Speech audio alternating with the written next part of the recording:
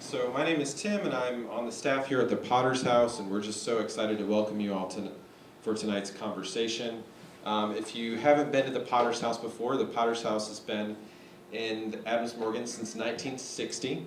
We just reopened in March after a pretty extensive renovation. And a big piece of our mission, of our goal in this next chapter is to be a space that's living at that intersection between social movements, spirituality, and the arts. And I'm very excited to say that all three of those are represented in tonight's conversation. So with that, I'm going to introduce our featured speaker, and we'll get things moving. Dr. Mark Lewis Taylor is the Maxwell Upson Professor of Theology and Culture at Princeton Theological Seminary. He's written a number of books, all of which are excellent. I have them on my shelves at home. Among those are the Theological and the Political, On the Weight of the World, Religion, Politics, and the Christian Right, Post 9/11 Powers in American Empire, and Remembering Esperanza, a cultural political theology for North American praxis. Tonight, Dr. Taylor is going to share with us about the second edition, which was just released, of his award-winning book, The Executed God, The Way of the Cross in Lockdown America. And kind of an exciting conversation about those spaces in which we see movements of liberating prophetic spirit amongst this situation. So with that, please join me in welcoming Dr. Taylor.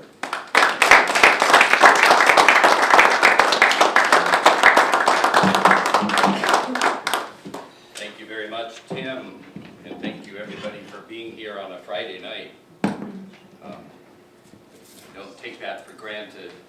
I want to thank my former students who've been involved in planning this event. It means a lot. It keeps me going to know that my students are doing work better than I could do it. So thank you, Laura, David, Carla, for your work in creating this event. Thank you, Potter House, for sponsoring it, and especially thank you, artists, for doing what you have done. If any of you have looked at this book, you know that the central dimension of all action and practice that I consider necessary for the kind of transformative liberation we need amidst lockdown America must be the performance of the arts and creative drama. Not for its own sake, but the kind that comes out of a sense of antagonism and adversity, and then yields and catalyzes organizing movements. So to have that central dimension lifted up here tonight is refreshing to me and thoroughly consistent with what I have come to believe. Come to believe about prisons in lockdown America, over 30 years of visiting prisons, knowing prisoners, feeling the one degree of separation that is maintained by powers of race and by ruthless capital. I have not been incarcerated, save a night for a few civil disobedience actions, and that's nothing compared to what it means to be incarcerated. I know from investigating prisoner complaints since the 1970s. If I have returned, as I have with this book, to reflect again, it is because I do not see how it is possible to have anything but consternation, lament, and rage, looking at the enormity of the devastation wrought by the building, maintenance, and toleration of lockdown America today. That lockdown America is the shorthand I use in this book for the triad of racialized police violence, U.S. mass incarceration, and the maintenance of the death penalty, which is one feature of the state that kills. Okay? In his book Inferno, Robert Ferguson, a professor at Columbia University, writes of the sense of shame and outrage that break upon observers if and when they face the systemic degradation deployed by U.S. prisons today. Agreeing with this, I also would confess to a certain vertigo when gazing into the abyss of our prisons and lockdown America. I don't ever just sit down and think I have this figured out. The enormity of the violation and the indignity is severe. I find myself, in fact, recalling the words of Friedrich Nietzsche, who issued the following warning, said, "When you gaze long into an abyss, the abyss also gazes into you." This book is one attempt to steady myself in critical reflection and for action, maybe to help steady others too, as that abyss gazes into all of us. The crisis upon us requires a coalition of our many movements, more than I can write about in any one book. And that would be to transpose our anguish and our sleeplessness into energizing action for restoring human and planetary justice and peace. But in addressing Christians who may want to participate in such coalitions, we must let die, I believe, some of our most cherished beliefs. And that's what this book is about. I don't know if I'm speaking to Christians out there, but I know I'm speaking to people who are in a nation where Christianity is still a strong and influential public religion, as some people have labeled it. And it gets a lot of credit and credibility that it often does not deserve from the perspective of justice. So as a Christian theologian myself, or a follower of Jesus, I'm always about the task, especially in this book, of reconstructing what the belief structure of a follower of Jesus might be, okay? And maybe that's of interest to some of you as followers of Jesus. If you are just a citizen in a country where Christianity is a powerful public religion, maybe it will also be of interest to you. As you can tell already, even though I was invited to read words from the book, I cannot help but ad-lib a bit, but I will stay within my time frame. We face today an especially sinister emergence. Not just more police violence, mass incarceration, and a death penalty, but the rise of the U.S. carceral or penal state. Here the powers of our state themselves become penal, not so much to punish violations or crimes, which are constructed and then punished, but more to enforce corporate-led economic exploitation of those deemed surplus populations, these being usually from black and brown and poor communities, in what is still a white supremacist social system. Draconian law enforcement at home usually means exploiting police powers' access to the military-industrial complex, yielding an ever more militarized police force of the state.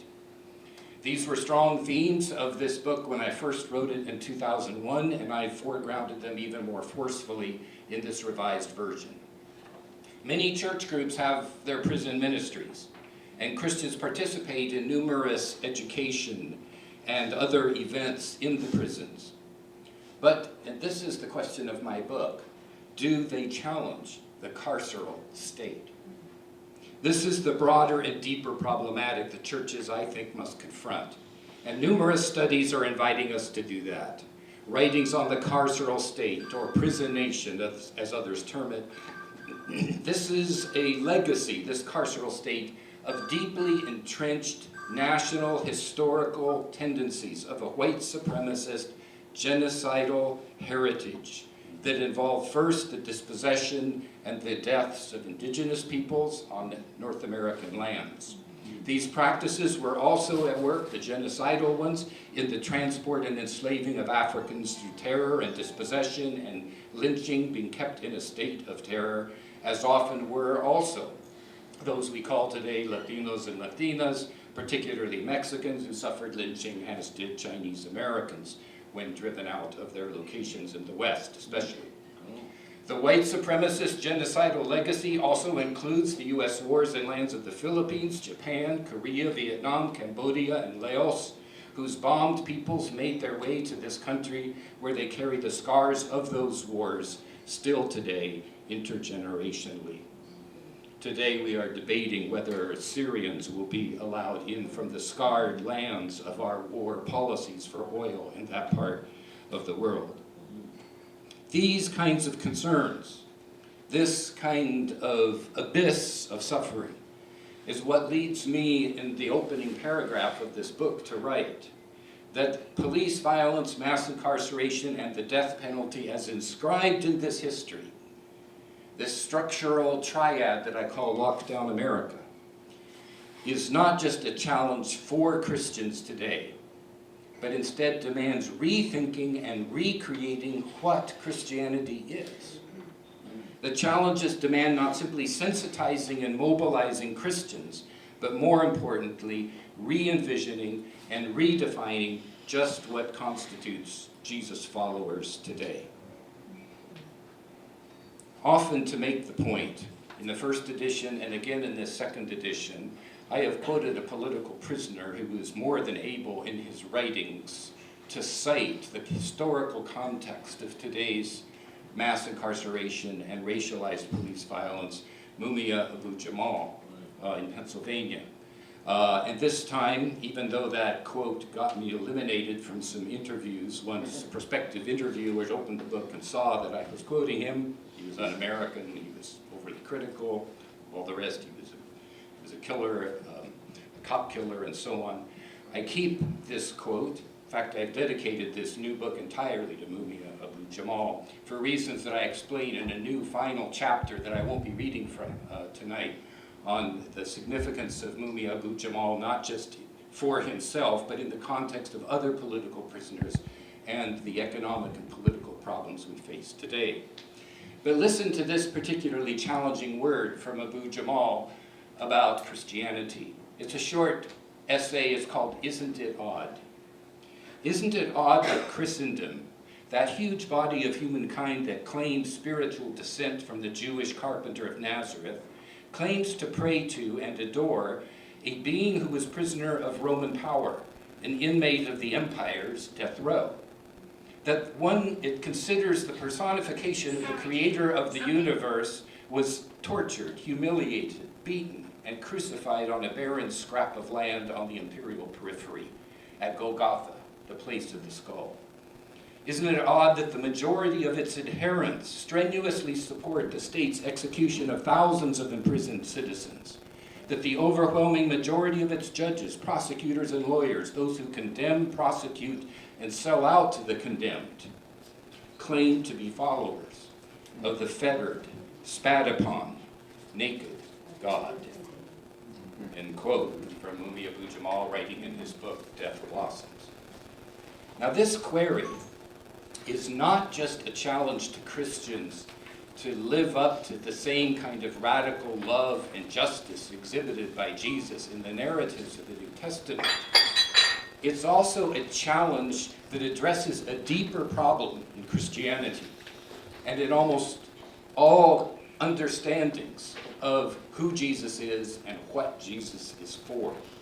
This deeper problem is the one that involves Christians abstracting their talk about Jesus and Jesus' death from the politics of state terror that surrounded the use of the cross against those who were crucified in imperial Rome. You did not go to the cross if you weren't marked politically, if you weren't politically transgressive somehow in the eyes of empire. And remember, empire in this context did not feature a separation of church and state. It was a religious and political modality. So you were politically and religiously transgressive if you were put to the cross. Most Christianities do not think out of that meaning of the cross. Instead, the cross is usually situated in the context of a divine scenario where a God on high sends an only Son intentionally to die on the cross to make atonement for sins, enabling an individual forgiven sinner to experience new birth, and then maybe they go out to do justice and to do good in the world. But this is to short-circuit the historical politics of what the cross meant. And Jesus was not the only one that met his end on the cross. My book is an attempt to think about what it means to be a follower of Jesus, taking as our cue that he ended up on the cross as a political transgressor. Okay? That he experienced the worst that state disseminates to those who step out of line.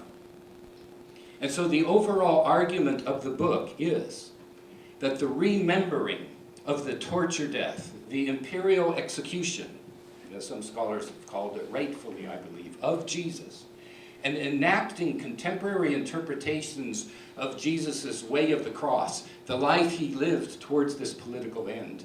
This remembrance can catalyze Christian action anew as a key contributor to a society-wide mobilizing of resistance and hope amid lockdown America today.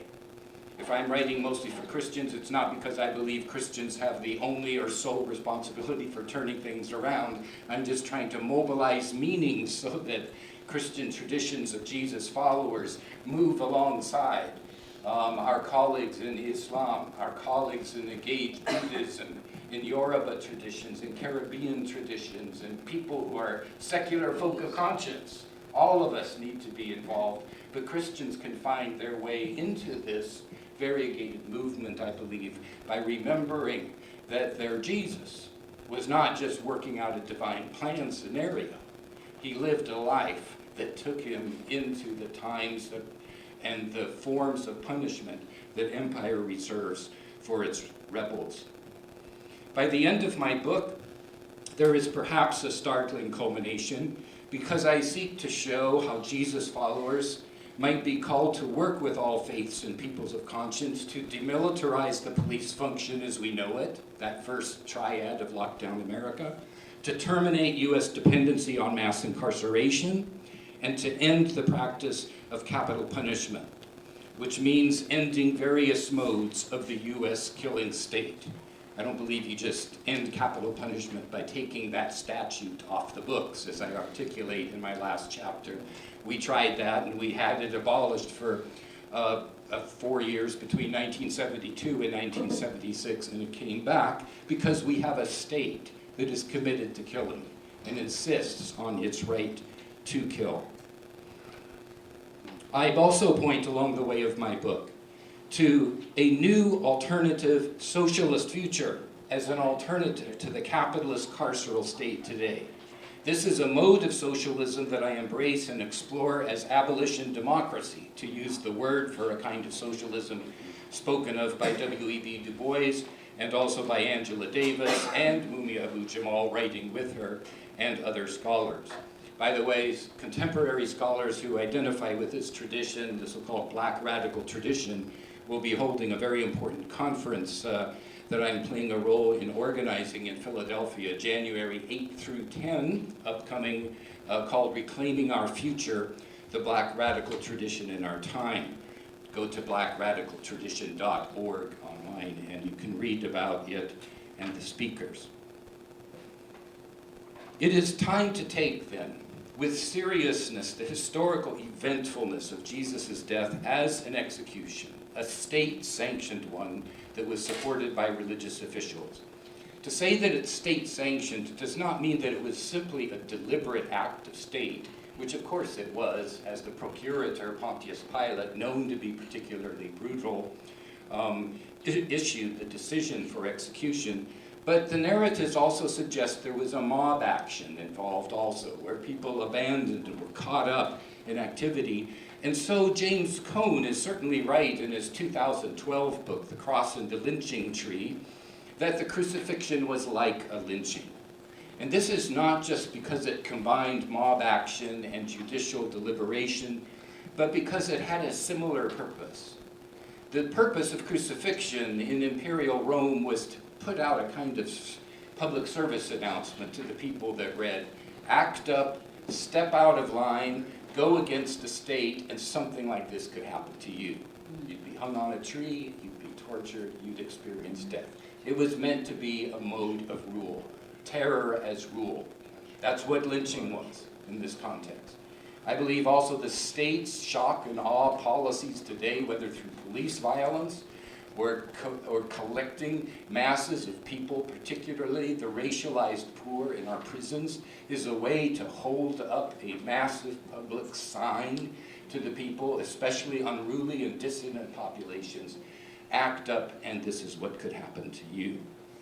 So we have to think deeply what it would mean to pursue a way of the cross such as Jesus did, which is my phrase, way of the cross, for living a life of radical inclusion and commitment to prophetic justice, even if it means running afoul of the powers of the day. What does it mean to live that way of the cross in relationship to lockdown America today? I've already given you an idea that the arts and creativity are important, that crucial second moment. And in fact, I have 2 chapters here on just how you can see creativity and drama in the practices of Jesus, but also why creativity and drama are so important for us today. All of you know how horrible it is to go to a rally and have death by 1,000 speakers without any artists around to give us the spoken word as we had it, or the blues song on the guitar, or the art forms by which so many of the imprisoned are surviving. But that's just the second moment. I also argue in the book that one can read, and we often have failed to do so, the gospel narratives about Jesus' adversarial politics with the state. And I give many examples of that in the book. Probably the fundamental symbol of Jesus' adversarial stance with the state is in the crucifixion narratives, when he's on the cross and opposed to him is the Roman centurion. Whatever you think of that interaction, that symbolic arrangement tells a lot. There is an adversarial relationship between Jesus of Nazareth and the state power that is Rome. So one cultivates an adversarial politics, one cultivates creativity, and then one builds people's movements, I say in the book also, which is the third moment. And I showed what kind of kingdom work Jesus was involved here, which is at the heart of what it meant to be gospel.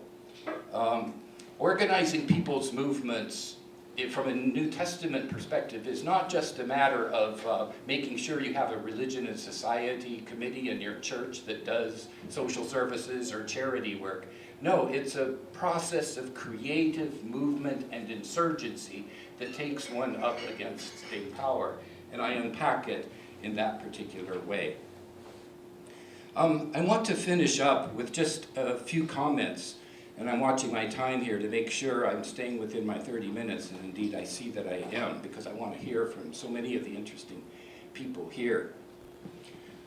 I was talking to a scholar of the early Jesus movements about how the early Jesus followers were identified with a crucified figure. This was one of the least virtuous identifications you could have as a community. We think of the crucified as kind of a holy figure today when we talk about Christianity, but to be identified with the crucified was to be identified with the shamed, the terrorized, the slave, the poor, the one who was totally without virtue. So a community that would organize and in some way find something valuable in the figure of a crucified, to say, as the Apostle Paul said, one of the earliest writers, that I claim to know nothing among you except Christ and him crucified.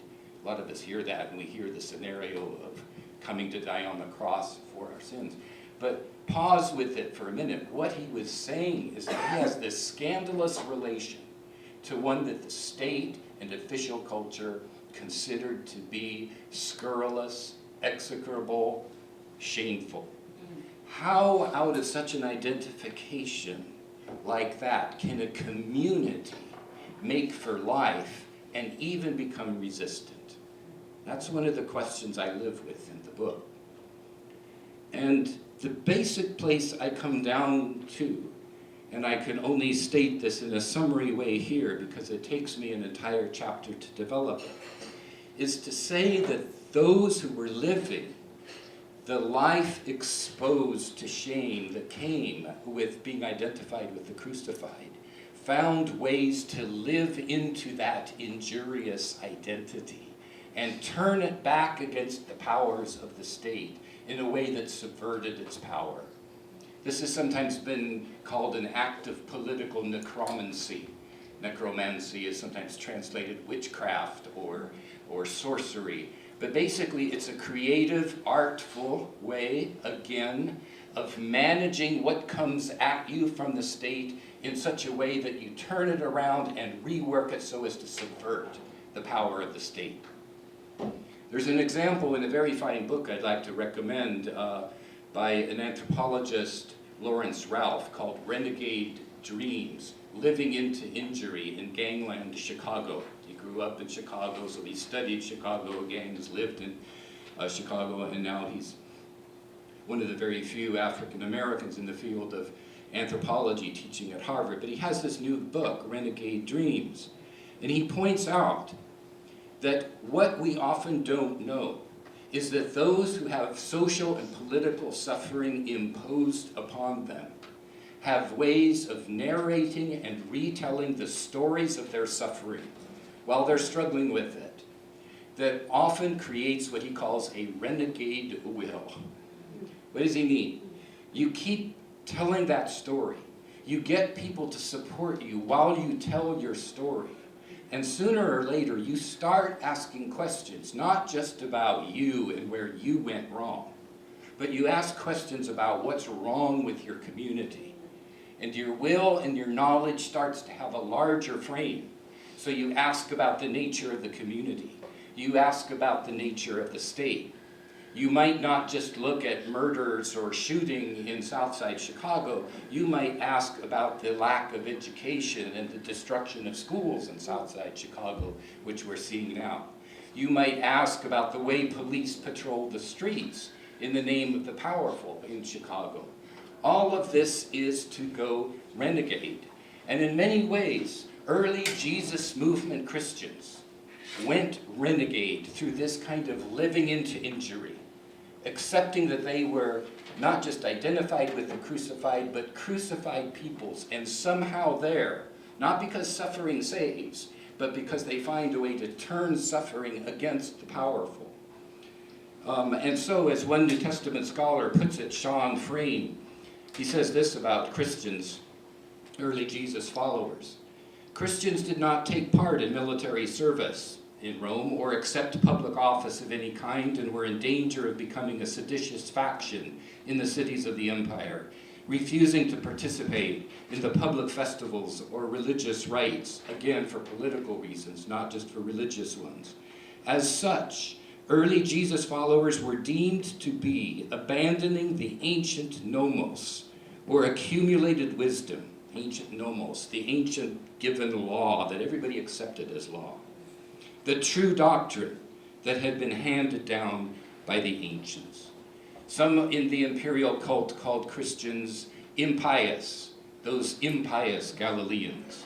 And across several chapters, I talk about the need for us today to become followers of a crucified Jesus in the sense of impious Galileans, withholding our allegiance to an imperial state like the U.S. state that lives to support corporatized violence with racialized police, U.S. mass incarceration, and a death penalty which is part of its insistent right to kill, its insistence on a right to kill.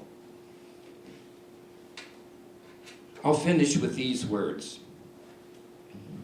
In the face of lockdown America, more people's movements than I can talk about here come into play. And I wish I could talk about them all because there are so many good ones. And I treat Black Youth Project 100 in Chicago. I treat the Center Against Asian Violence. I treat the Mexico Solidarity Network, the School of America's Watch, which we need to bring together in coalition work in these days.